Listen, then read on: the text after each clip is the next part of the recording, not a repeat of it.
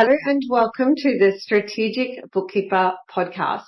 I was speaking to a bookkeeper the other day who told me that she was too busy.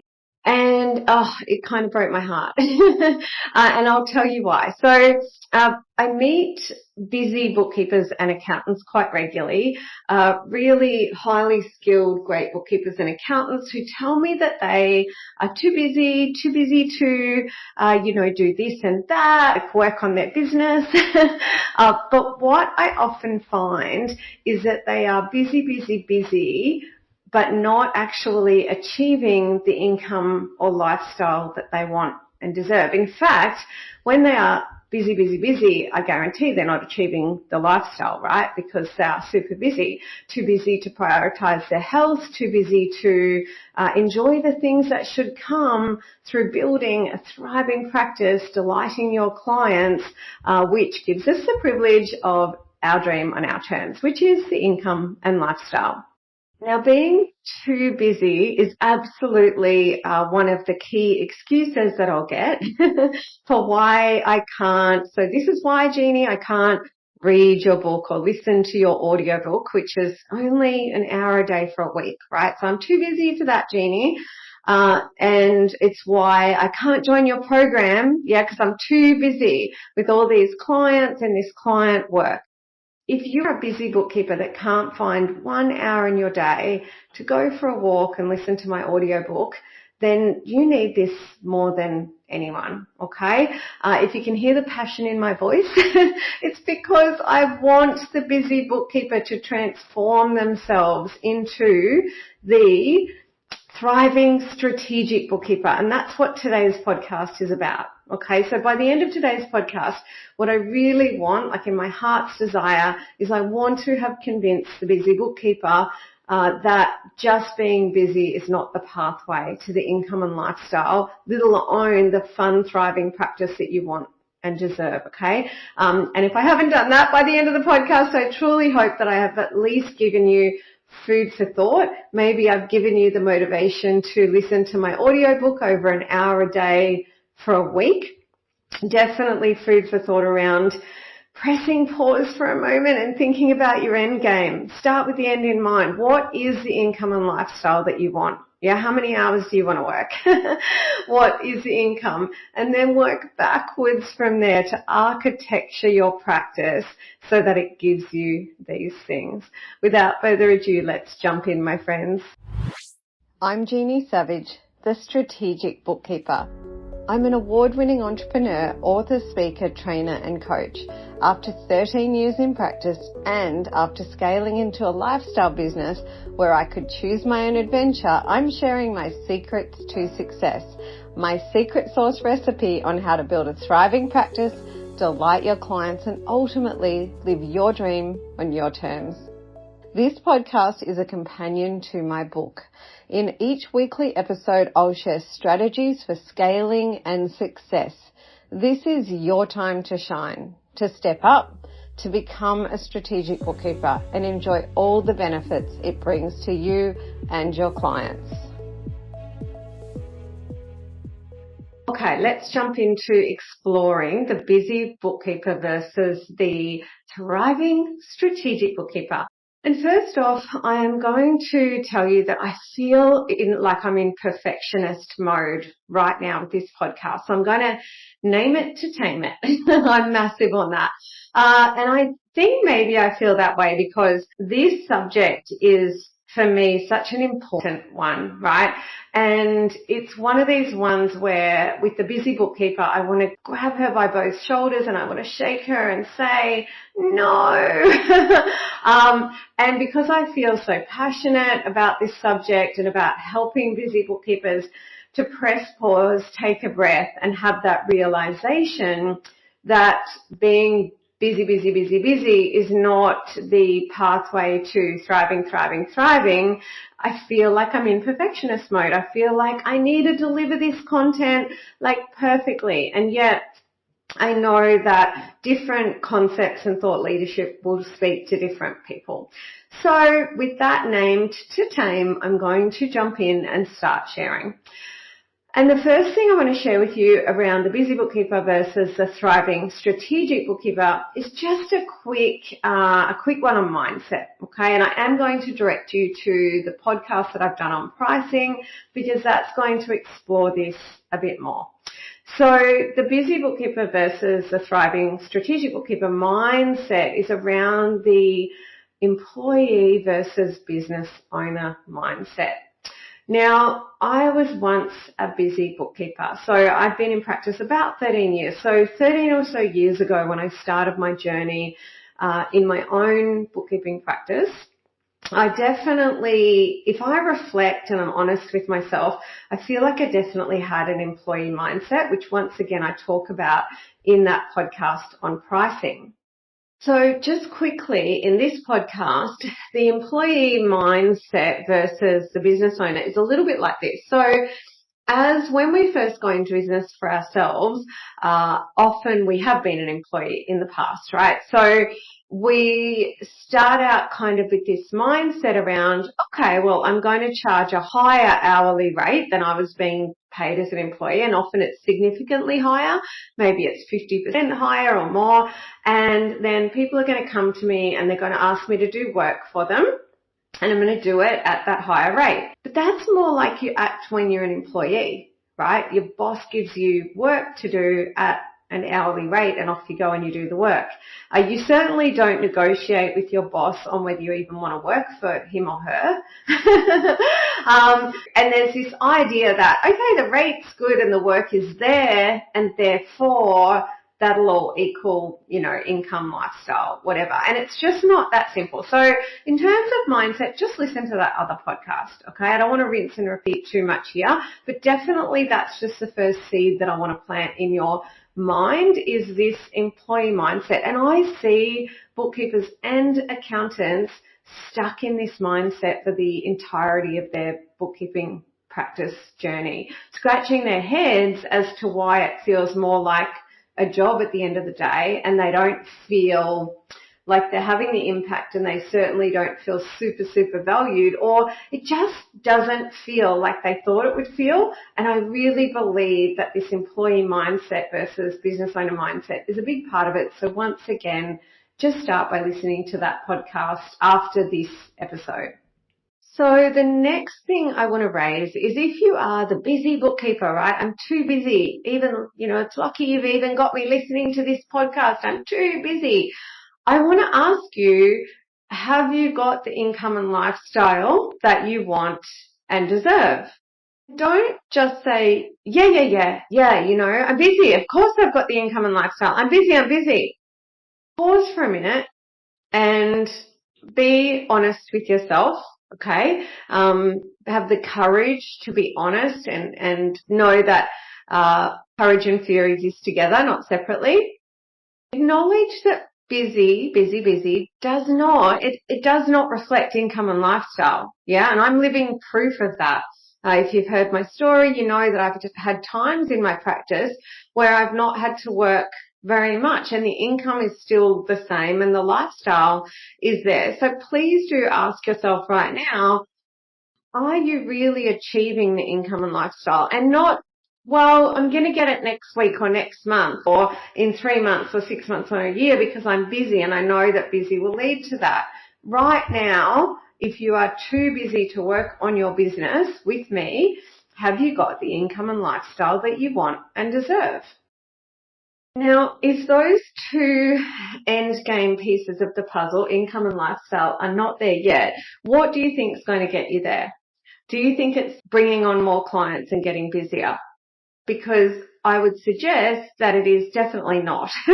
So a bookkeeper I spoke to the other day said she's too busy to find new clients and therefore she is too busy to work with me, listen to me, read my book. And I thought, oh my goodness, this is not about finding new clients. This is about building a thriving practice, and the two are very different.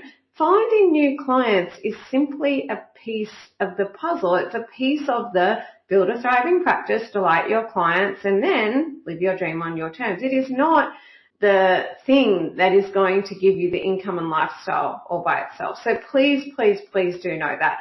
In fact, in many cases, what's going to give you the prize is squeezing more juice out of the orange. So it's about what you are doing with the wonderful VIP clients that you've got right now. It's about when you do find a new client, what do you do? Like, do you do the strategic things, which we'll dive into in a minute? I really want you to be honest with yourself and ask yourself, are you achieving the income and lifestyle that you want and deserve? Because it is rare that I meet the busy bookkeeper who is loving it, right? Maybe they are making okay money, but if you are that busy, that doesn't spell lifestyle to me.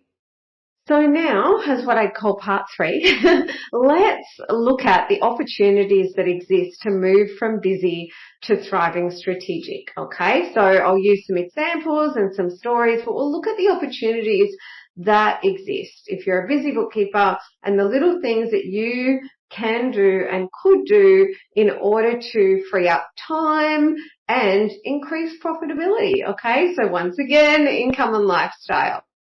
So I am going to do this in a bit of a non-linear way. So meaning the first thing I'm going to talk about in terms of opportunities is when you do meet new clients or just thinking about your existing clients, let's talk about the terms upon which you are working. So definitely the terms. Let's talk about your productized services as well and your pricing systems, those 3 things. I have done a podcast on knowing your terms and backing yourself, so I really recommend you listen to that one. So in terms of knowing your terms, I'll share with you a story from some years ago in my own practice as it relates to knowing your terms and how transformational it can be from truly moving from employee mindset to business owner mindset and having a robust set of strategic terms.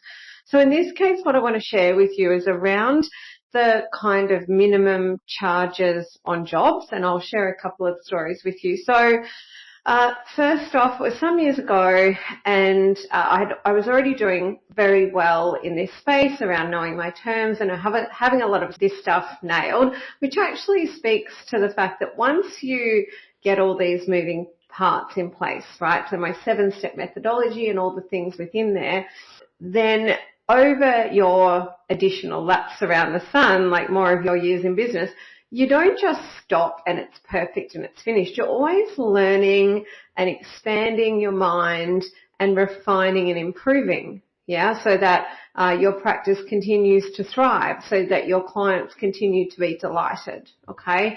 And so that your income and lifestyle continues to improve. So in terms of that, knowing your terms, so yeah, it was some years ago, and I was thinking about the one-off jobs we get, because as a bookkeeper, you often get offered up one-off jobs. So I'll give you an example of those. So a catch-up job or a rectification job of an accounting file is a one-off job. That catch-up job may turn into ongoing bookkeeping, and look, we find most of the time it does, but it may not either. So consider that catch-up job a one-off job. Training someone in how to use their software, be it Xero software, 𝑳𝑬𝑺𝑺 software, QuickBooks Online software, whatever it is, like a training job is a one-off job. And then you've got your regular or what I call recurring jobs. So they are where you are doing either like bookkeeping, so end-to-end bookkeeping for a business, and you take care of that weekly and maybe charge them monthly. Or we have another one in-house, which is helping DIY bookkeepers, okay? That's a great opportunity to help people that are doing their own bookkeeping, and we'll talk about that one in a minute. So both of those jobs should be ongoing. With DIY bookkeepers, we're available throughout the month by phone and email, and we're making sure their file is in order. We're pointing out where, if they're not doing the bookkeeping properly themselves, and then offering up training at an additional cost, and we're doing all the heavy lifting like payroll, new starters and terminations, and the lodgement of all their taxation lodgements, that kind of thing that's within our space. So that's just an example of 2 types of ongoing jobs. They're probably the 2 main, what I call basic bookkeeping jobs that we do that are recurring. So back to the one-off jobs. And this is really important to think about too. And this is the thriving strategic bookkeeper understands the kind of work that they are doing. Yeah, so this is a part of it.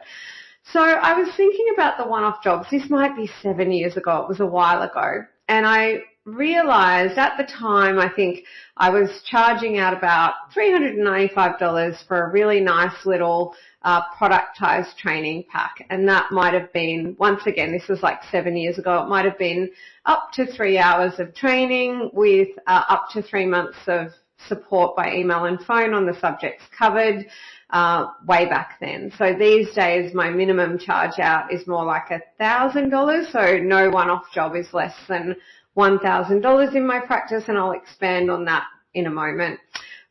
So way back then I was doing that kind of work, and slowly but surely we would always increase those fees. So before long it was $495 and $695, etc.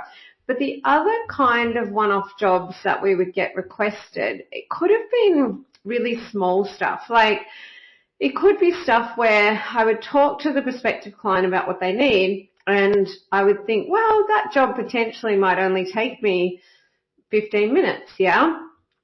But because I was able to take a business owner mindset rather than an employee mindset, so the employee mindset would go, oh, well, I think that job might be 15 minutes, so 15 minutes times my charge out rate, let's say your charge out rate's $100 an hour, well then I'll charge you $25, right? Oh goodness, that is not a viable term upon which to trade, let alone a viable productized service or outcome billing model. So what I guess I realized at the time is for these tiny little jobs, I had two choices. Either I didn't do them at all because they were going to make me busy, busy, but definitely they were not going to contribute to me building a thriving practice, delighting my clients and getting the income and lifestyle that I went into this for. So I realized actually that little $395 amount that I was charging out training clients at the time was a bit of a sweet spot for the minimum that I should charge anyone, okay? And so I thought, okay, well, I'm more than happy to help these business owners that come to me that need a little micro job that might be 15 minutes, but I need to let them know that the fee for service here is $395, okay? And then I realized that what often happens is something bookkeepers call the quick query. So even if we've got, in fact, the smaller the one-off job, so let's say you've got a one-off job and it's only going to take you 5, 10, 15 minutes, half an hour, whatever, you do need to talk to that prospective client beforehand. There's admin involved in terms of billing and collecting the payment. There will be times where that client, once they become a client, has a question after you finish the job. There may be times when you have to speak to the accountant for some reason after that. So with these one-off jobs versus your recurring jobs, there is a lot of unknowns in place. Now, the thriving strategic bookkeeper takes the time to actually understand this in the scope of running a viable business model, okay? And a viable business model in terms of a bookkeeping practice contains my 7-step methodology. In terms of the terms upon which you trade, have you sat down and really thought about that? Because if someone's calling you and you're using, for a one-off job, for example, and you're using that methodology of, well, 15 minutes times my charge out rate, even if you're doubling that, that's what I want you to really consider not doing, and consider that that's more the busy bookkeeper employee mindset, okay? The other thing that I want to mention here, and it's really, really important to know, is that this kind of system, strategy, and terms, because that's what we're talking about here in this section is terms, it's not about ripping anyone off, okay? In fact, what I noticed is that when I came up with this beautiful productized service, the clients that I was serving were happier than ever. And part of that is when you listen to my podcast around knowing your terms and backing yourself, when you operate like this, when you operate as a professional business owner with these kind of professional terms that make you a viable business, you actually have the room to service and even over-service the client. So, I remember quite vividly the first time I did that kind of job, right? Somebody needed some help on the spot. It was like, help me, you've got a great reputation. I know you can do this job. Can you just do it? And I said, yes, I can take care of that for you for $395. And I took care of it, right? But I was able to slow down and take the time to make sure that the client understood what was happening. Is there anything else you need, etc. Even if that job only took me 15 minutes, that client was a raving fan that knew he got the outcome that he wanted and needed. And he knew that I had his back, yeah? So this comes back to selling outcomes, not hours. And selling an outcome over an hour is more than just a fixed price billing, because too many busy bookkeepers I meet are using a math equation to calculate that fixed price billing rather than a set of strategic systems and processes, which include the terms upon which you trade.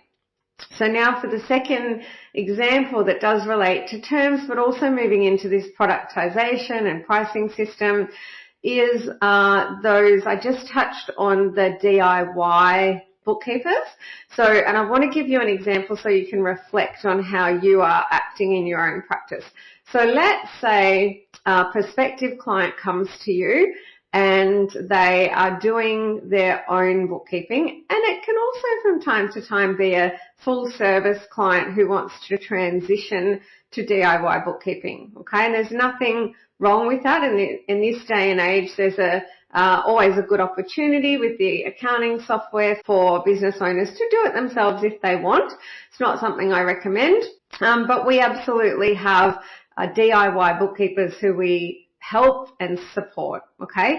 So in my productized suite of services, I have DIY bookkeeper packages, okay?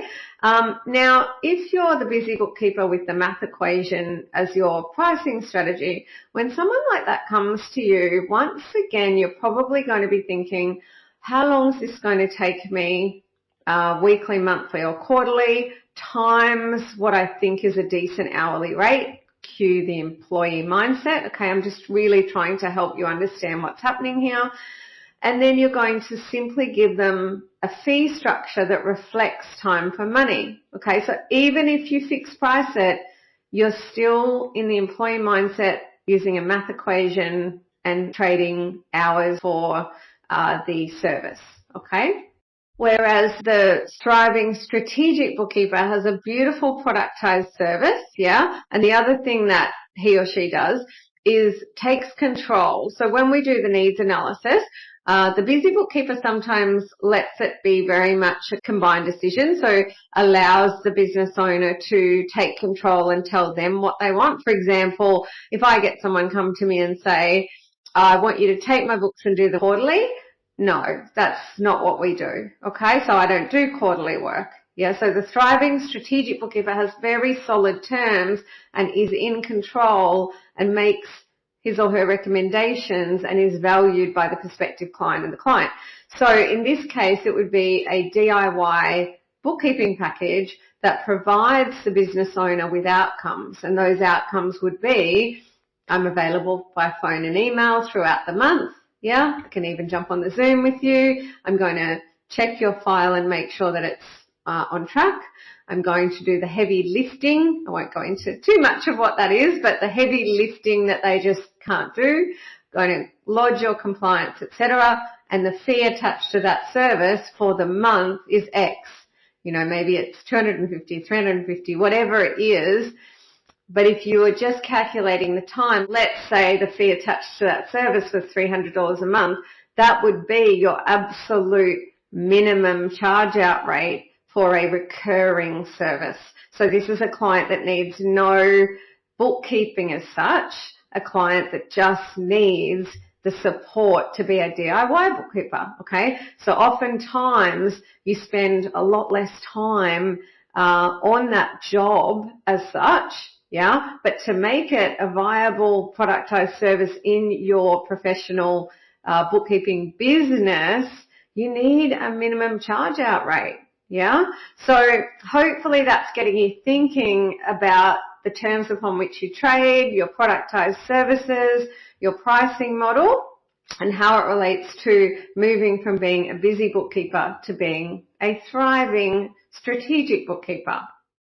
So the next thing I want to mention before I wrap this episode up with action steps is that the busy bookkeeper is often doing this. So I explain kind of the customer journey. So a prospective client reaches out to you and they say, I need some help. Maybe they've been referred to you. You have a chat to them about what they need. Let's say you are fixed price billing. You then think in your head, well, I think this will take this amount of time. And you just, quote a fee and the person says, yes, that's great. And then you move ahead and you think, gosh, I'm so busy and I'm constantly bringing on these clients. Then the busy bookkeeper also tends to have a mix of this kind of work. So they'll have quarterly work that doesn't take them very long. So maybe they've got quarterly work, it only takes an hour or so, and they're only charging out, the equivalent of their hourly rate, let's call it $100 an hour, times the time it takes, even if that's fixed price. So it's a very low charge out rate, and they'll be charging out some quarterly work, and then they'll have, the ad hoc clients who say, I'll just call you when I need you. And the kind of work they're doing, it's a real mixed bag, all right? And I'll try and frame this up as what they're not doing. So the busy bookkeeper often doesn't start out with understanding for themselves the kind of clients and work that they want. Okay, so it tends to be more they're taking on the work that comes in the door and they're doing whatever they're kind of asked to do. One of the reasons that keeps you busy versus thriving and strategic is because when you move to a world of being thriving and strategic, you could be taking on, half or less than the work that you normally take on, but getting better client outcomes and getting better outcomes for yourself. Okay, so that is income and lifestyle. So the thriving strategic bookkeeper is taking on the right kind of client and helping them to say yes to the right kind of productized service that leads to good viable profit margins, but also raving fan happy clients. Okay, so what I want you to be very aware of is just increasing your rates and productizing your services will not lead to clients that are less happy. It'll lead to clients that are more happy. I mean, we offer a platinum level of service with 2 types of guarantees attached to it, and our retention is excellent. Okay, and our clients are either happy or raving fans or better, yeah? And we sell outcomes more than hours. Many times prospective clients reach out to me and they've been let down by the busy bookkeeper because the busy bookkeeper has got so busy that she started to drop the ball on deadlines and tasks. Yeah, we never drop the ball on deadline and task, and part of that is just because we run such a professional business. But the only way we can do that is with lots of strategy and systems and processes. Okay, so this is about the thriving strategic bookkeeper. We're not going to be the busy bookkeeper. Yeah, we manage capacity very carefully too. There is so much more I could share. I could absolutely write a book on this subject. Right now, I really want to wrap this episode up with action steps. So if you have listened to this episode, you've done really well to make that time. If you would love to move from being a busy bookkeeper to a strategic bookkeeper, let's talk about your next lap around the sun. Step 1, take the audiobook challenge. Please listen to my audiobook for an hour a day over less than a week. Okay, and then you will have learnt what you need to learn. Please do listen to the podcast that I pointed you to on pricing and knowing your terms. That's really important. Please do join my waitlist for the Strategic Bookkeeper Transformation Program. And when the doors open, please do jump in. Okay, there's a podcast that explains everything you need to know about the transformation program. Ultimately, what I'd love to do is hold your hand for a year. Yeah. So rather than we've got to do it all in 2 seconds. You are busy. I get that. Yeah. Hold your hand for a year and slowly but surely help you make the transformation from bookkeeper to strategic bookkeeper. I know that that transformation is going to lead to you being a smiling bookkeeper and so much more. But let's take it one step at a time. I hope you enjoyed this episode. If you have a question you'd like answered on my podcast, please email me hello@thestrategicbookkeeper.global. Did you know we have a private Facebook group called the Strategic Bookkeeper's Way? There you'll find bookkeepers just like you on the same journey where you can ask questions and get support. You can find more resources and how to work with me at thestrategicbookkeeper.global. All the links are in the show notes. Have a prosperous week and I'll see you in the next episode.